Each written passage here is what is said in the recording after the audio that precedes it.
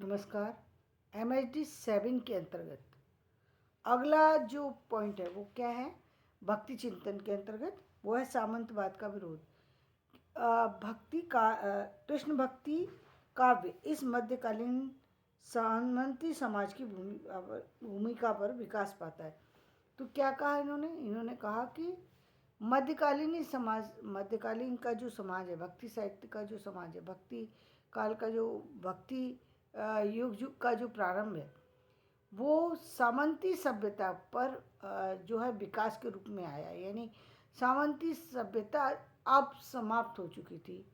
अब सामंती जो विचारधारा थी, जो लोगों की विचारधारा थी कि वो सामंतों के दरबार में जाकर के रहना पसंद करते थे, राजाओं के दरबार में रहना पसंद करते थे, वो अब छूटने लगी थी। लोगों अब वहाँ से वो प्रस्थान केंद्र थी, वहाँ से वो आगे बढ़ गए थे। लोगों ने अब उस जो राजमहल की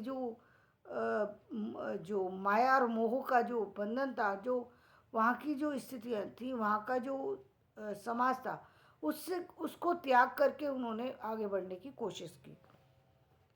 रचना सामर्थ्य की जानकारी के लिए तथ्य प्रयोग है कि महान रचनाशीलता स्वीकृति और निषेध के द्वंद्व से निर्मित होती है।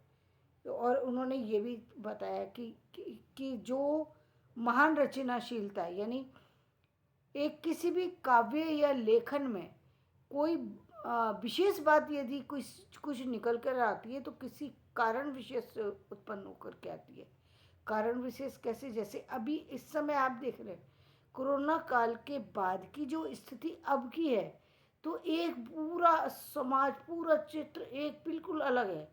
पहला एक समाज था जब एक चित्र बिल्कुल अलग था। तब ऐसा समाज था जहाँ पर भारत स्वतंत्र हुआ था। भारत की स्वतंत्रता का वो रूप भी हमने देखा जब भारत में जो है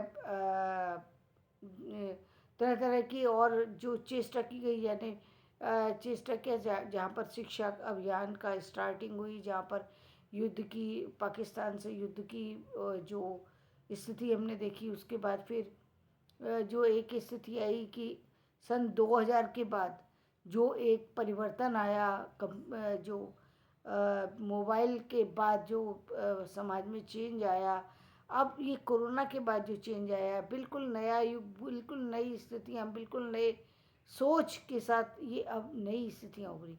ठीक ऐसे ही स्थिति सामंतवादी विचारधारा के बाद भक्ति काल का जो युग आया, उस समय सारी चीज़ें बदल गई। यानी बोलचाल बदली, जो अपभ्रंश भाषा थी वो तो बदल गई। मतलब विरोध, सामंत के विरोध के रूप में ये युग आया, जहाँ पर बोलचाल बदली, जहाँ पर जो भक्ति के मार्ग खुले वो भी दो, कौन से? सगुण और निर्गुण। सगुण में भी जहाँ विकास के का रूप हमें देखने को मिलता है, वहाँ निर्गुण में भी हमें भक्ति के विकास का रूप देखने को मिलता है। लेकिन बात जो बुद्ध के विचार थे उन्हीं को लगभग कबीर ने उन्हीं को प्रस्तुत किया, लेकिन एक अपने ढंग में, एक अलग तरीके से। जायसी ने भी किया तो उन्होंने प्रेम को भी आधार बनाया वहाँ पर। लेकिन यहाँ पर जो प्रेम है, जो पूरा भक्ति काल का जो प्रेम है, वो भक्ति काल का प्रेम शारीरिक प्रेम से आगे बढ़ गया। यानी जो हमारा सामाजिक प्रेम है वापस से फिर जो रीति काल में आया है। रीति काल के बाद रीति काल से शुरू हुआ, और जो रीति काल के लास्ट मोमेंट पे जो है वो वापस से फिर वो राजसी सभ्यता से लोग जुड़े हैं। फिर वो नवयुग का जो है, फिर वो नई चीज़ों का जो है विकास हुआ है। क्योंकि जब हमारा भारत जो अंग्रेज़ों के शासन काल में चला गया, तब एक नई चीज़ों को देखने को हमें मिली, नई सभ्य तब हमें देखने को मिला कि भारत के लोग जो है किसी न किसी तरीके से शोषण के शिकार होने लगे। हमारे ऊपर कोई और ही राज्य कर रहे थे। पहले मुग़ल कर रहे थे, अब अंग्रेज़ राज्य कर रहे थे। उनसे निकलने की चेष्टा थी, भाषा से निकलने की चेष्टा थी, शिक्षा के लिए जागरूक होने के समय था।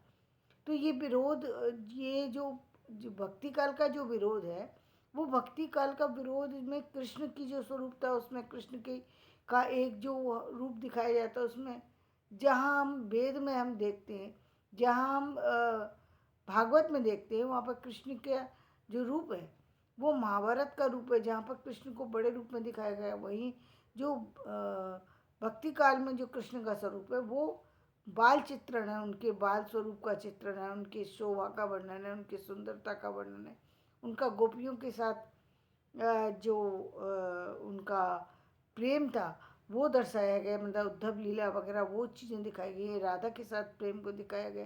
तो यानी इसमें ये परिवर्तन आया। दूसरी भाषा बदल गई, अपभ्रंश भाषा पूरी तरह समाप्त हो गई।